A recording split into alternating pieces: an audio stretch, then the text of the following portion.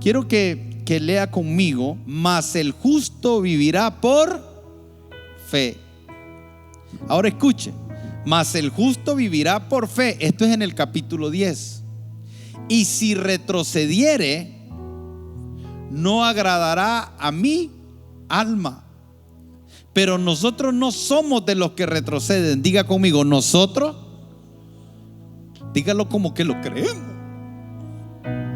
Díganos: nosotros no somos de los que retroceden para perdición, sino de los que tienen fe para preservación del alma. ¿Cómo vive el justo? Por ¿qué es fe?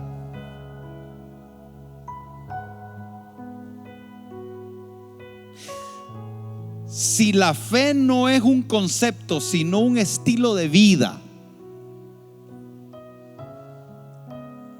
entonces no solamente necesito tener el concepto, sino saber traer el concepto a la aplicación diaria.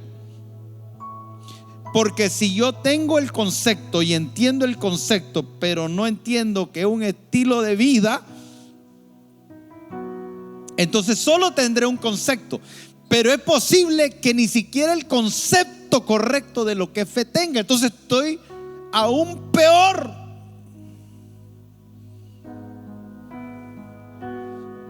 Porque todo comienza teniendo el concepto correcto. Pero si no tengo el concepto correcto, ni siquiera estoy al inicio de la carrera de la fe. Porque puedo estar al inicio de cualquier cosa menos al inicio de la carrera de la fe. Porque yo me posiciono en la carrera de la fe, en la batalla de la fe, en el momento que entiendo que es fe. Pero si dice que el justo vive por la fe, entonces el concepto no es suficiente, porque la fe es un estilo de vida. No es suficiente saber,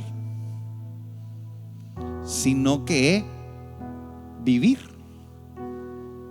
Por eso necesito tener el concepto correcto, porque hay un montón de gente que dice: yo tengo fe, pero en realidad su estilo de vida no refleja la fe.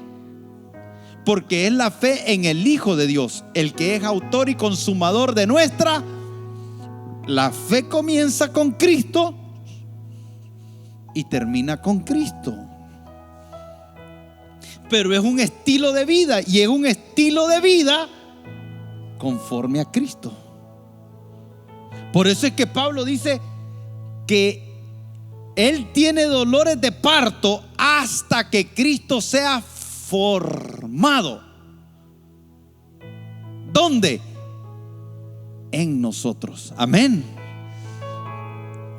La vida de fe, eso que dice el justo por la fe vivirá, no es otra cosa más que un estilo de vida donde Cristo está siendo formado en nosotros.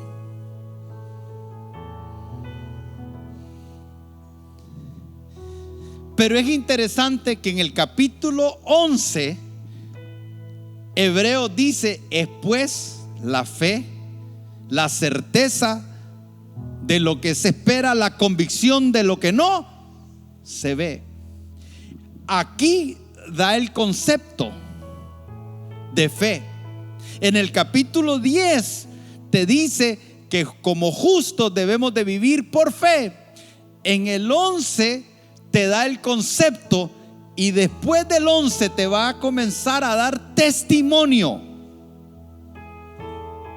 de gente de fe, de gente que vivió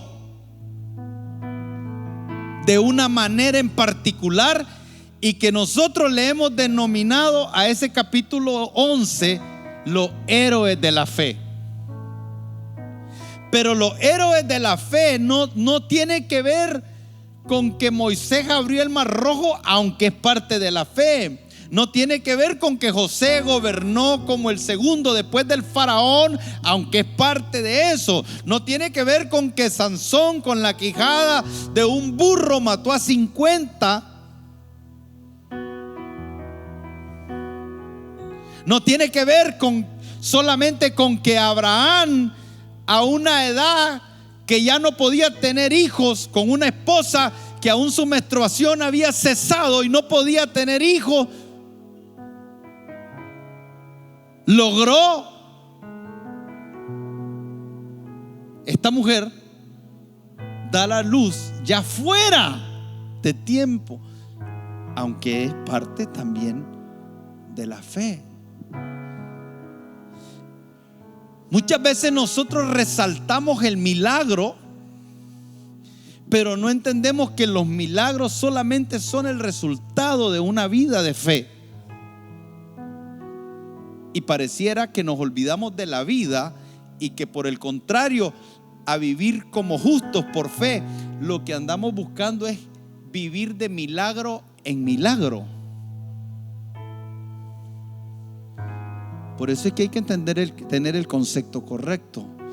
Hay personas que viven de milagro en milagro.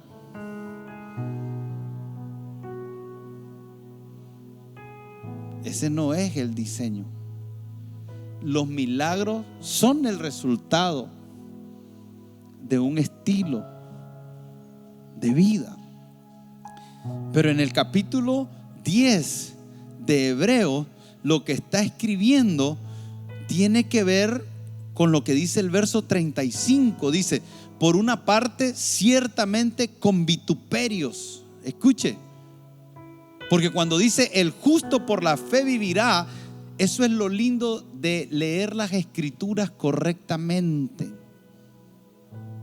Entender que desde el capítulo 1 de Hebreos hasta el último capítulo es una sola carta y que tiene una idea central que está siendo transmitida desde el principio hasta el fin, y que nosotros cometemos el error de extraer un versículo, declararlo y no tener el entendimiento de todo. Entonces muchas veces nosotros decimos: el justo vive por la fe, y nos emocionamos porque no entendemos a lo que se está refiriendo. Pero si nos vamos al versículo 35, dice el autor de Hebreos: por una parte, ciertamente con vituperios. Déjeme decirle que vituperio no es algo agradable. Con vituperio, dice, y tribulación fuiste hecho espectáculo.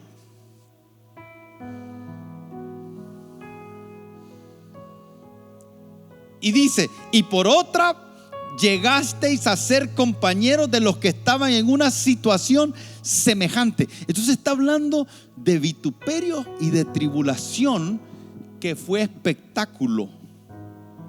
Ahora, espectáculo es todo aquello que trae la expectación de muchos. Por eso es que cuando a un creyente le pasa algo, lo primero que dicen es: ¿y sos cristiano?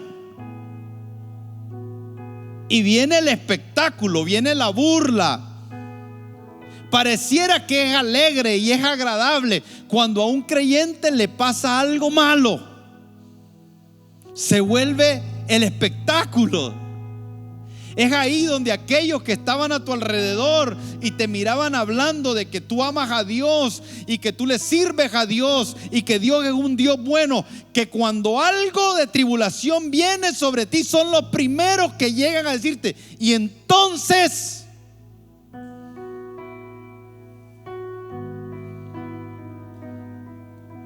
si eso es lo que un Dios te da y a ese es al Dios que tú le sirves, yo no lo quiero. ¿Sabes el efecto que puede tener eso en una persona que no tiene el entendimiento y el concepto correcto de lo que es la fe?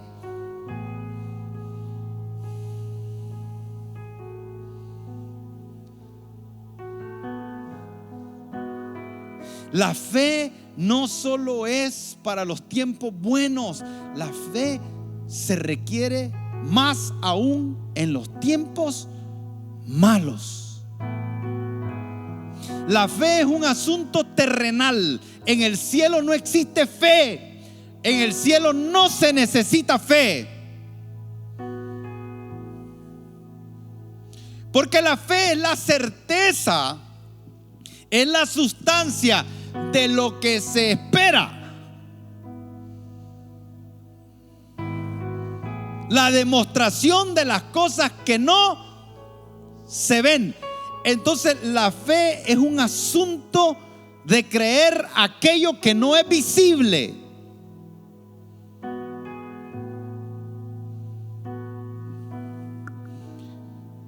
En el cielo los ángeles conocen a Dios, saben quién es Dios, y aquellos que están muertos y que pasaron a la presencia del Señor, ausente en el cuerpo, presente en el Señor, no necesitan fe.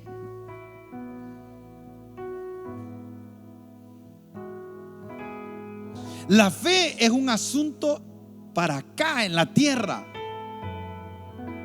Y por eso es que dice: el justo vivirá por. En otras palabras, no solo es un asunto de testimonio a los otros de nuestra fe, no solamente es un asunto de testimonio para con Dios de que confiamos en Él. No, es un asunto que está íntimamente vinculado a aquellas cosas que logramos hacer más allá de nuestras capacidades, fuerzas, sabiduría, dones, talentos, conexiones, amistades, relaciones. La fe está vinculada a lo que yo puedo lograr que me trasciende.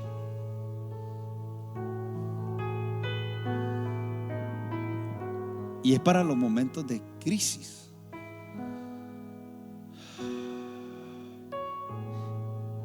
Y los tiempos que estamos viviendo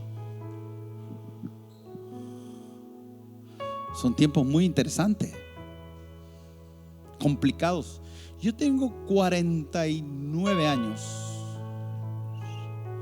y mire, me veo en el espejo cada mañana y digo: qué bien cuidado tenés ese chasis.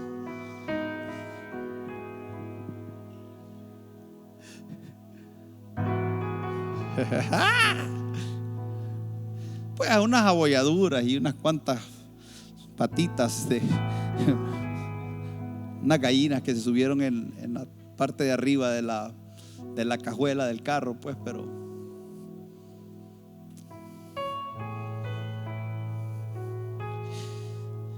tengo 49 años y mi generación, esta generación que nació tal vez del 60 para adelante, es una generación que ha vivido de todo. Nosotros hemos vivido de todo. Cambiaron las cosas de una forma impresionante en esta generación.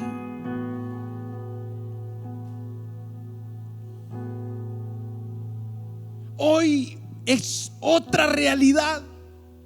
Si hubo un tiempo en nuestra generación, por eso yo estoy hablando de mi generación, que necesitábamos fe, es ahora. ¿Sabe qué me acuerdo? Me acuerdo cuando yo me convertí en cristiano hace 20 años. ¿Sabe cuál era la predicación? Y yo la escuché. ¿Saben cuál era la predicación?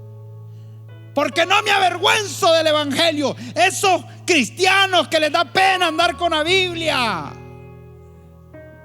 cristianos que vienen a la iglesia undercover, cristinos que no quieren que sus amigos, y se afrentan de decirle a sus amigos que son cristianos, y cuando les preguntan: ¿vos sos evangélico? Dicen: no, yo no. Yo quisiera que esas fueran las batallas que hoy libráramos. Qué increíble que esa temporada el peligro era que dijeran: el doctor León Pobrecito, le lavaron el cerebro. O sea, era una sorpresa. Sí, me convertí. Y la gente decía, ¿en qué? ¿En renacuajo? ¿En qué te convertiste? Esa era la pregunta. Ya me convertí. Y cambiábamos el lenguaje. Y ahora Dios te bendiga, hermanito. Y no sé qué. Y todo era todo un asunto. Y eso era ser un creyente fiel. No avergonzarse del evangelio. Predique, hermano, predique en la calle, predique en los buses, hermano, no se avergüence de su fe, no se avergüence de quién es usted. Hoy no es un asunto de eso, es un asunto de vida o muerte.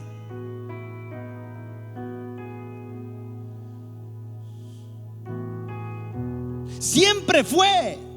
Lo único que nosotros no lo entendíamos. Pero hoy las cosas son diferentes, porque las amenazas, los peligros, los asedios son inminentes, son reales. No son meros que me volvió a ver mal. Mire cómo eran los asuntos en la iglesia. No me saludaron. Eran los conflictos de la iglesia. No se me saludaron. Un grupito aquí, un grupito allá. No, si alguien está ahí, está hasta desfasado en eso. Te quedaste en el tiempo. Nunca debió ser, pero eso era. ¿Cuáles eran los problemas en la iglesia? Ay, a mí no me dan privilegio, y al otro le dan privilegio, y no sé qué. Son tiempos turbulentos. Y el Señor dice en Lucas capítulo 18, en el último verso, dice: ¿hallará fe en la tierra? Pero escuche lo que dice antes: pero cuando venga el Hijo del Hombre, o sea, cuando venga Cristo en las nubes, lo que se está refiriendo Jesús es a aquel momento glorioso que Él le anunció a los discípulos, que así como le habéis visto ascender a los cielos, así mismo vendrá. Cuando Jesús venga en las nubes, Él no viene buscando gente famosa. Él no viene buscando los mejores pianistas, los mejores cantantes, los mejores predicadores, los mejores templos, los mejores sonidos, las mejores sillas, los mejores auditorios. Él no viene buscando empresarios. Él no viene buscando gente adinerada.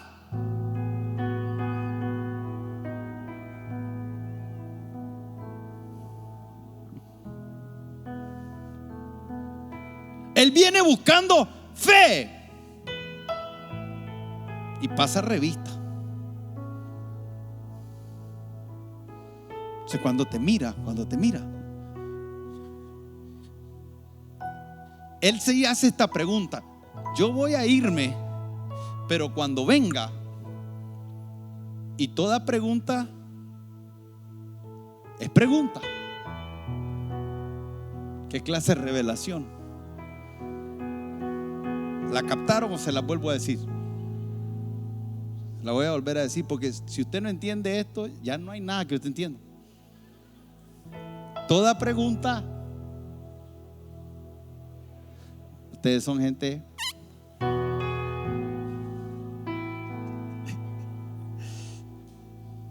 La capacidad de esta congregación es fuera de serie.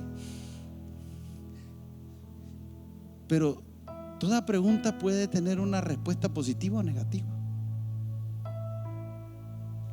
Y Jesús estaba haciendo esta pregunta: ¿hallaré fe en la tierra? Y nosotros decimos, pero no es colectiva la cosa. Él no lo estaba preguntando así. En realidad Él estaba entendido y claro de que esa pregunta la haría en diferentes escenarios a diferentes personas, y las respuestas serían diversas. Tal vez a ti te preguntaría: Juan, ¿tienes fe? Y tú le dirías sí, y él diría: yo lo confirmo. Yo he visto tu estilo de vida. Te miré en los momentos que las cosas iban bien y te miré en los momentos que las cosas no iban tan bien. Te vi en los momentos de crisis y te vi en los momentos de avance y desarrollo y de éxito. Te vi en los momentos que tenías miedo y en los momentos que venía un espíritu de valentía sobre ti. Te vi moverte en valentía, pero te vi caminar en medio de los temores.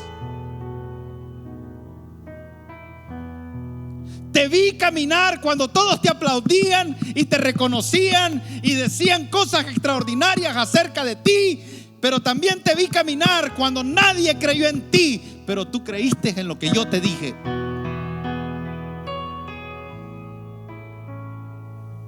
Te vi no desmayar en los momentos que tus propias fuerzas te faltaban. Y en los momentos que todas las puertas se te cerraban, pero te vi que no desististe porque me creíste. Yo confirmo, sí, amén, yo te vi.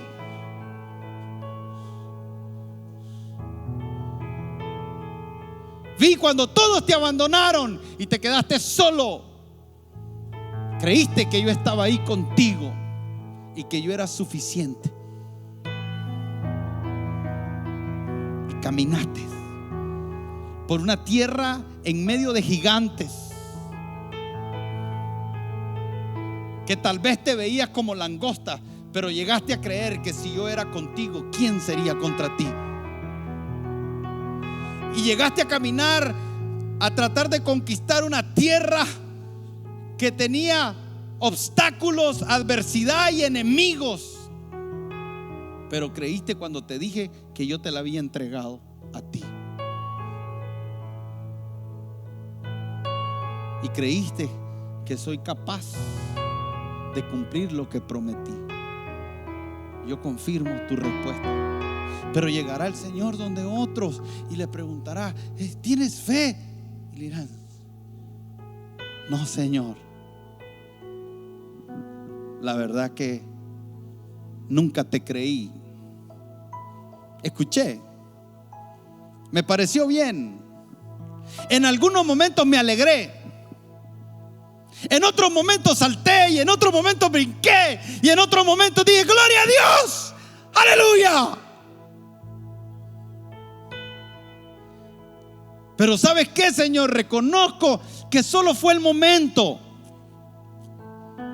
Fue un momento, fue un arrebato de emociones que me tomó y que me hizo sentir que quería, que deseaba. Pero ¿sabes qué? Cuando la pensé bien y me tomé el tiempo para analizarlo y ver si me beneficiaba o no me beneficiaba, si me parecía agradable o no me parecía agradable, si creía que era conveniente o no era conveniente, si era fácil o difícil. Después de haber hecho todo un análisis, ¿sabes qué? Me di cuenta que no era algo en realidad que yo quería hacer. Y hoy entiendo que la razón por la que actué, pensé, reaccioné de esa manera,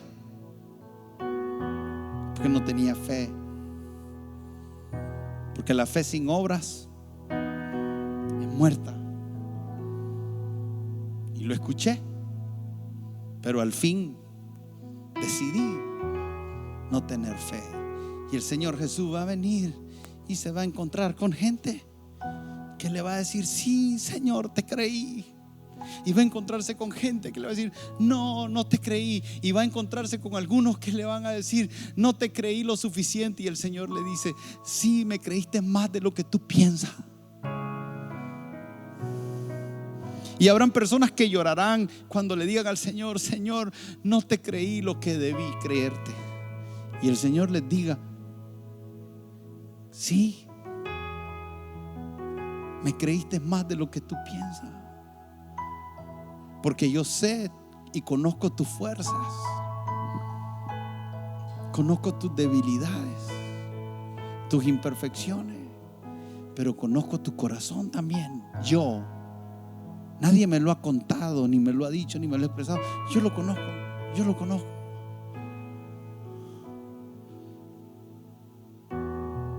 Y me ha agradado. Así que no andas tan mal como piensas. En realidad, he encontrado fe en ti. Pero vendrán otros que le dirán: sí, Señor, yo tengo fe. Y el Señor les dirá: no, para nada. Tuviste fe en las cosas que te convinieron, que fueron cómodas para ti, aquellas que a través de tu análisis te podían ser de beneficio personal. Pero en las cosas que yo quería que me creyeran, no me creíste.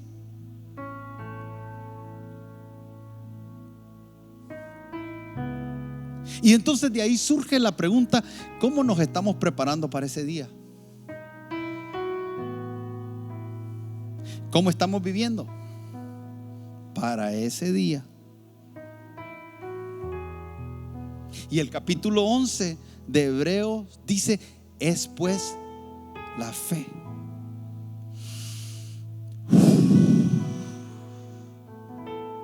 La certeza. ¿Sabe que cuando leo este versículo lo he leído y lo he leído y lo he estudiado y lo he estudiado y he leído comentarios y he leído y he leído y he leído, y todavía siempre me queda una sensación en el corazón que hay algo que no estoy entendiendo?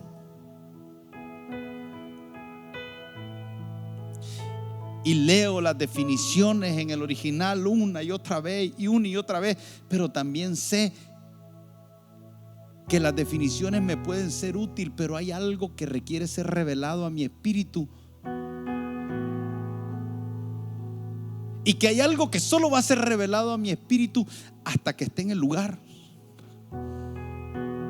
Porque a Abraham se le llama el padre de la fe por las experiencias que vivió. A Abraham no se le llama el padre de la fe porque Dios se le apareció. No, Dios se le apareció, tuvo una teofanía. Abraham se atrevió a decirle a una aparición de Jesús en el Antiguo Testamento: hey, quiero hacerte comida, come conmigo, quédate, no te vayas, cena. Pero usted no crea que por eso fue que a Abraham se le llama el padre de la fe.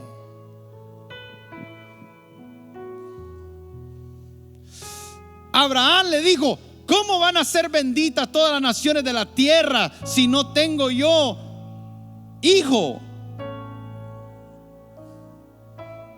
Y Dios le hizo un milagro y le dio a Isaac. Pero déjeme decirle algo: Abraham no es el padre de la fe por el milagro que Dios le hizo de darle a su hijo Isaac.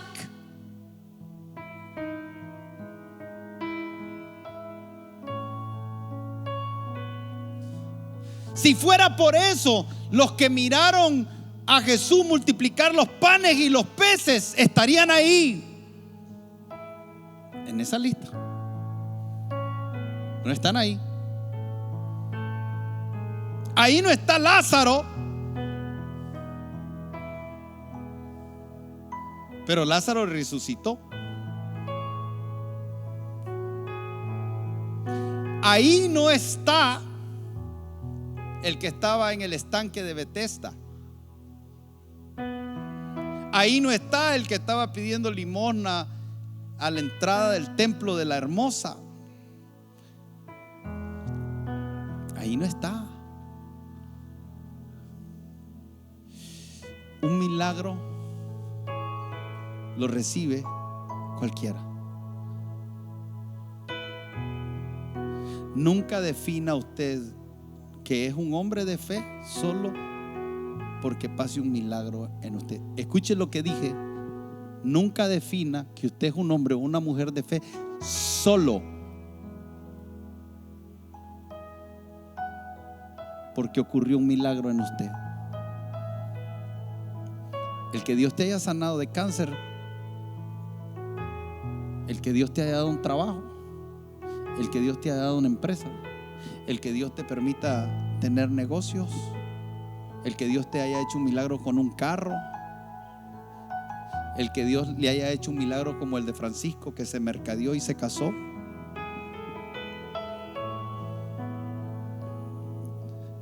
No necesariamente te convierte en una mujer de fe. No, el justo por la ¿qué? No es un evento. El milagro es un evento.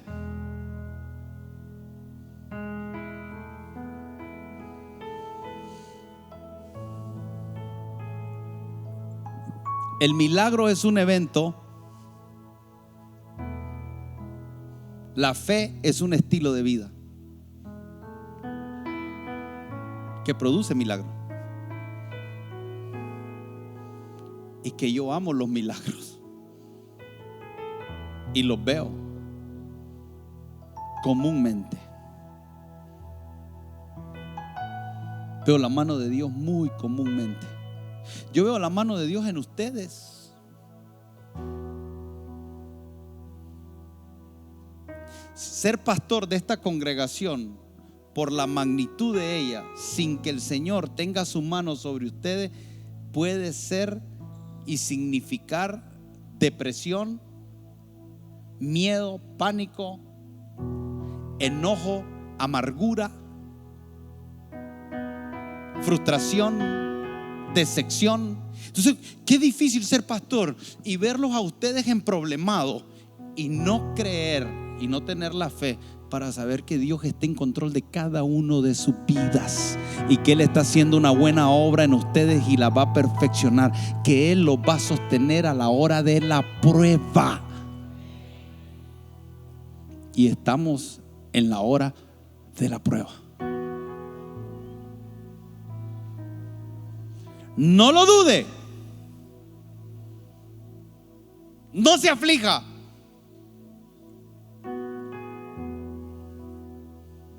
El mundo entero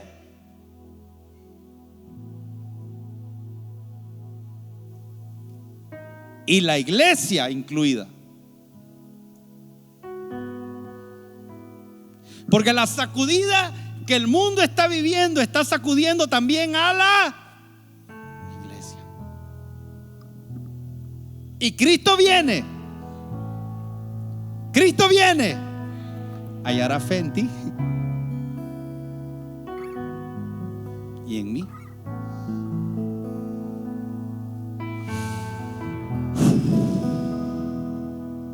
Le dice Jesús a Pedro: Pedro, Satanás te ha pedido para zarandearte.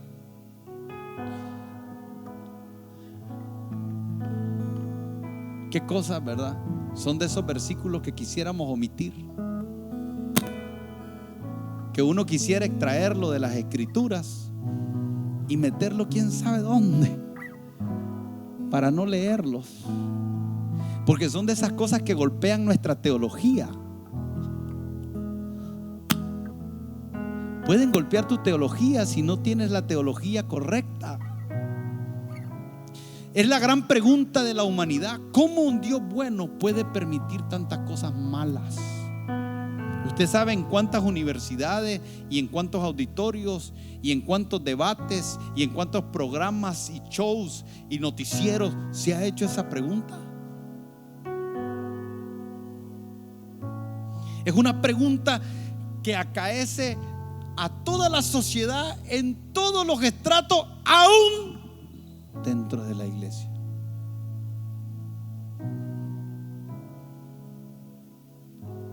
Porque no hemos entendido el corazón de Dios.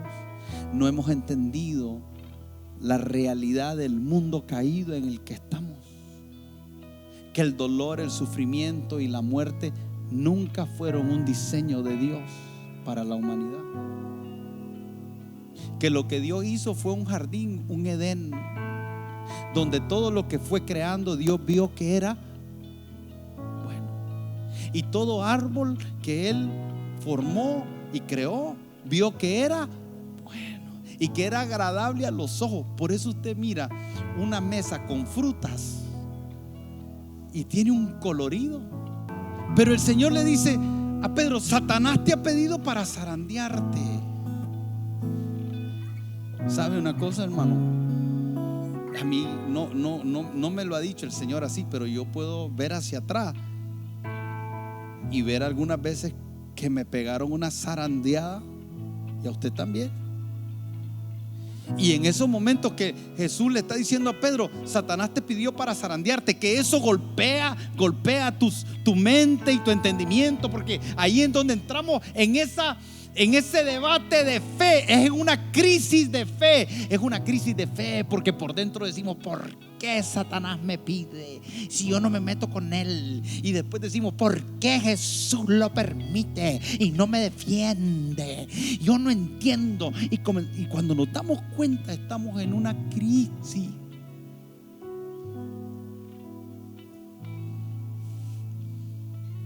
Es una crisis. Y Jesús dice: Pedro, Satanás te ha pedido para zarandearte. ¿Sabe lo que significa zarandearte? Agarrarte como un albañil agarra arena, la pone en esa zaranda y le comienza a hacer así. Cuando usted mira que el albañil le está haciendo así, usted va a ver piedras salir para allá, cosas salir para allá, y rácata, rácata, rácata, rácata, rácata, rácata, rácata. Y solo pasa lo que puede ser útil.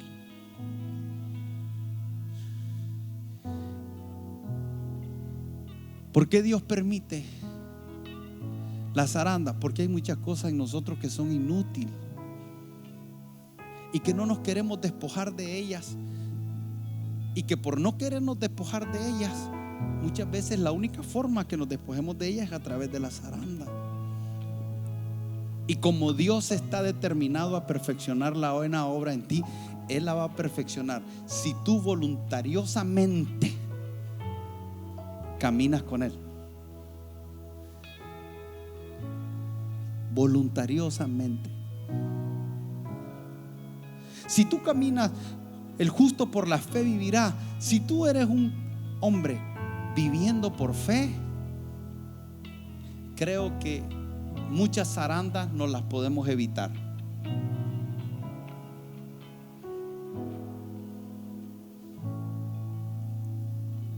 Esa es una que yo creo que Pedro se la pudo evitar. ¿Por qué? Porque hay que entender qué es lo que está pasando. Unos momentos atrás, Jesús está diciendo: voy a ir a la cruz, todos ustedes me van a negar. Y Pedro sale y dice: todo menos yo, Señor. Aún hasta la muerte iré contigo. Mire el contexto, porque el contexto de Jesús que está hablando con sus discípulos, y entonces le habla a sus discípulos que Él va a morir en la cruz, y Él está diciendo: todos me van a abandonar. Pero de repente sale Pedro y dice: no, yo soy mejor que vos, mejor que vos, mejor que vos, mejor que vos, mejor que vos, mejor que vos, y mejor que vos, y mejor que todo. Porque todos ustedes lo van a abandonar, pero yo soy de los que se quedan. La mera mandurria.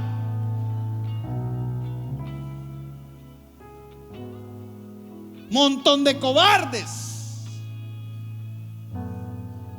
A la hora buena se corren. Pues no, yo no. Yo voy hasta la muerte con Jesús.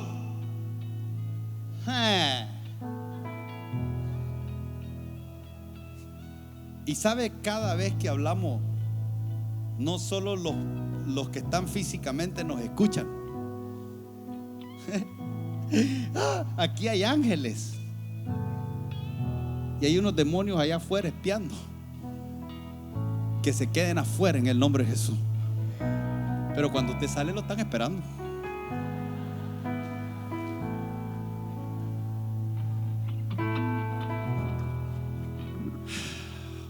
Y entonces allá te dicen: taxi.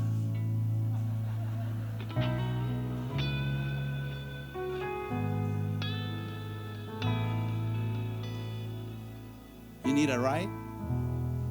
Necesitas un ride a la casa. Demonic Uber.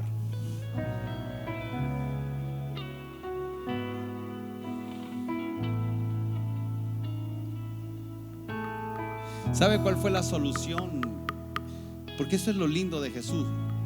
Si tú eres obediente, no quiere decir que no vas a tener que enfrentar adversidades. Pero hay unas adversidades que son producto de asuntos que no hemos resuelto. En este caso, Pedro iba a ser zarandeado por un asunto de orgullo. ¿Por qué? Porque cuando Pedro habla y dice, todos te niegan, los ángeles están ahí diciendo, porque ellos no son omniscientes, no lo saben todo. El Padre que lo sabe todo y está en el cielo dice, ay, Pedrito, no sabes lo que acabas de decir. Si yo ya fui y regresé. Los ángeles dicen, ¿qué va a pasar?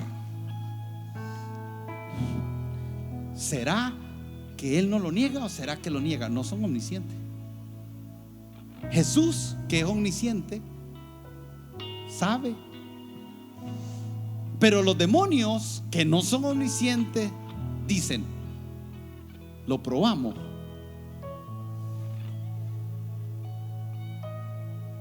Por eso es que dice la Escritura, el poder de la vida y la muerte está en la. Y de toda palabra que declaremos, vamos a entregar cuenta. Señor Jesús,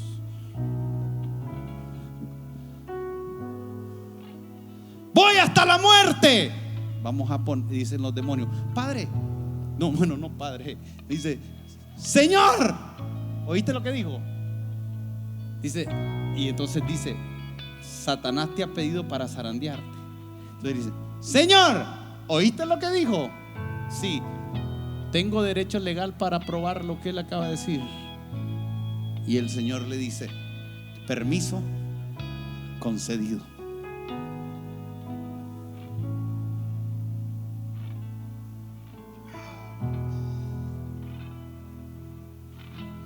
Y Jesús dice esto. Y tengo que terminar, porque Jesús dice, Pedro, Satanás te ha pedido para zarandearte, pero yo he rogado por ti que tu fe